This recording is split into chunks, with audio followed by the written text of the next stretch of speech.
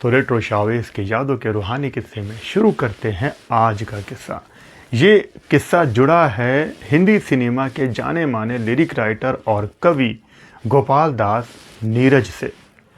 शुरुआती दौर की बात है, जब 40s का दौर चल रहा था, तब अगर किसी शायर या किसी कवि की कोई किताब प्रिंट हो जाया करती थी, तब उसको कवि या शायर माना जाता था। और गोपाल दास नीरज भी बहुत अच्छी कविताएं लिखा करते थे। साल 1944 में उनकी लिखी पहली किताब प्रिंट हुई, संघर्ष। उसके बाद साल 1946 में और 1949 में इसी तरह से उनकी कई किताबें प्रिंट हो गईं और वो एक माने हुए कवि बन गए और जगह जगह पर मुशायरों में जाने लगे, कविताएं पढ़ने लगे। पूरे यूपी में वो फेमस हो गए थे। फिर 1955 के आसपास उन्होंने एक कविता ऐसी पढ़ी जो पूरी दुनिया में फेमस हो गई। सब लोग हैरान थे कि ये ऐसी कविता किस इंसान ने लिख दी है। ये कविता थी कारवां गुजर गया गुबार देखते रहे, जिसको बाद में फिल्म में यूज़ भी किया गया। कारवां गुजर गया गुबार। अब जब इस कविता को लोगों ने सुना तो इसमें यूनिक बात ये थी कि ये ना तो पूरी तरह से हिंदी में थी और ना तो पूरी तरह से उर्दू में थी। एक मिक्सचर था और एक नई चीज़ थी। देखते ही देखते नीरज हिंदुस्तान के साथ साथ पाकिस्तान में भी फेमस होने लगे और उनको दुनिया से बुलावा आने लगा कि ये कविताएं पढ़कर सुनाएं। वो अमेरिका गए, कनाडा गए, लंदन गए और बड़े बड़े कंट्रीज़ में जाकर उन्होंने अपनी इस कविता को पढ़ा और ये कविता वर्ल्ड फेमस हो गई। फिर 1963 के आसपास film director producer R Chandra एक फिल्म बना रहे थे, नई उम्र की नई फसल, और वो चाहते थे कि कवि नीरज उनकी फिल्म में कविताएं और गीत लिखें।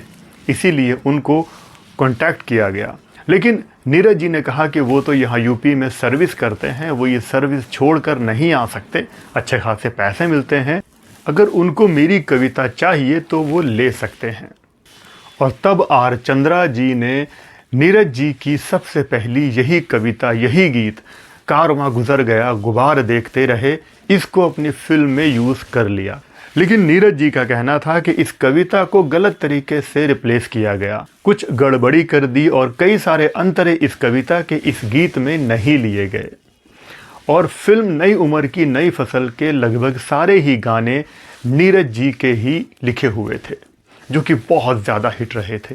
फिल्म नई उम्र की नई फसल बनी और इस गीत को मोहम्मद रफ़ी साहब ने अपनी मधुर आवाज़ में गाया। और कमाल की बात ये रही कि फिल्म की रिलीज़ के 3 साल पहले ही फिल्म के गानों को रिलीज़ कर दिया गया था और ये गाने बहुत ज़्यादा हिट हो रहे थे, ख़ास करके कारवां गुजर गया।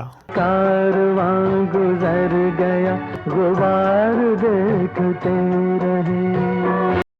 फिल्म नई उम्र की नई फसल का संगीत रोशन जी ने दिया था और उन्होंने इसके हर गाने की धुन बहुत ही लाजवाब बनाई थी।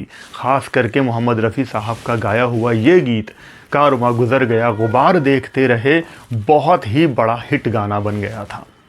नीरज जी का कहना था कि ये फिल्म बहुत ज़्यादा तो नहीं चली, लेकिन दिल्ली और यूपी के एरियो में इस फिल्म को काफ़ी पसंद किया गया था, क्योंकि कवि प्रदीप की वहाँ पर प्रेजेंस बहुत ज़्यादा थी। इस फिल्म का ये गीत कारवां गुजर गया इतना बड़ा हिट हुआ कि नीरज को लोग कारवां गुजर गया के इसी नाम से बुलाने लगे थे। और फिर देव आनंद ने भी उनको बुलाया।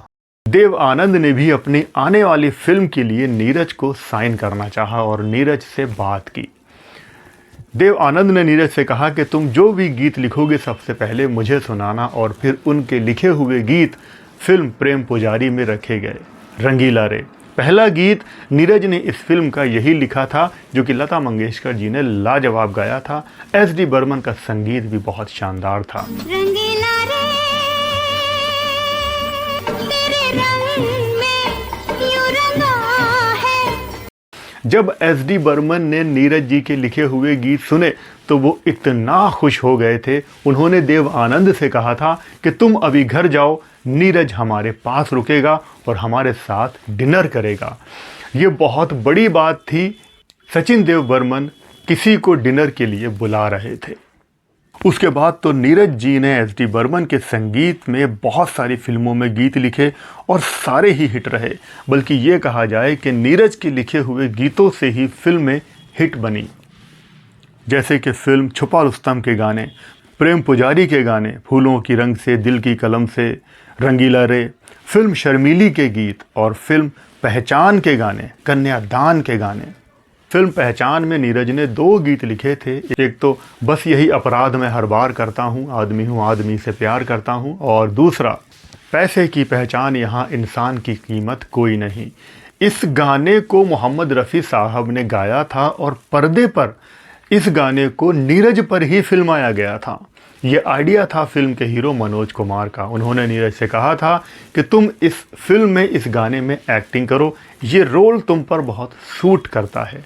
आइए देखते हैं नीरज जी को इस गाने में। पैसे की पहचान यहाँ इंसान करता, मोहब्बत कोई नहीं।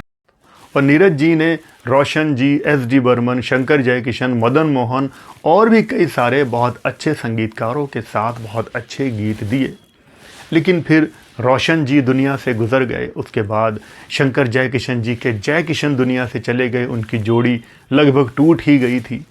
उसके बाद एस डी बर्मन जी भी बहुत ज़्यादा बीमार रहने लगे थे और साल 1975 में मदन मोहन और एस डी बर्मन भी दुनिया से रुखसत हो गए। अब नीरज जी नए म्यूज़िक डायरेक्टर्स के साथ काम नहीं करना चाहते थे। वो नहीं चाहते थे कि वो लोगों के पास जाएं और काम मांगें, और इसी के चलते उन्होंने मुंबई नगरी छोड़ दी और वापस यूपी में आकर बस गए और पूरी ज़िंदगी वहीं पर बिताई। इस पूरे किस्से को गोपाल दास नीरज अपने एक पुराने इंटरव्यू में शेयर कर चुके हैं। मुझे आप ज़रूर बताइएगा कि इस वीडियो में बताए गए कौन से गीत आपको सबसे ज़्यादा पसंद आए हैं, और अगर वीडियो अच्छा लगा हो तो वीडियो को लाइक कर देना, चैनल पे नए हो तो सब्सक्राइब कर लेना। आप लोग अपना बहुत बहुत ख्याल रखें और देखते रहें रेट्रो शावेज। जय भारत, जय हिंद।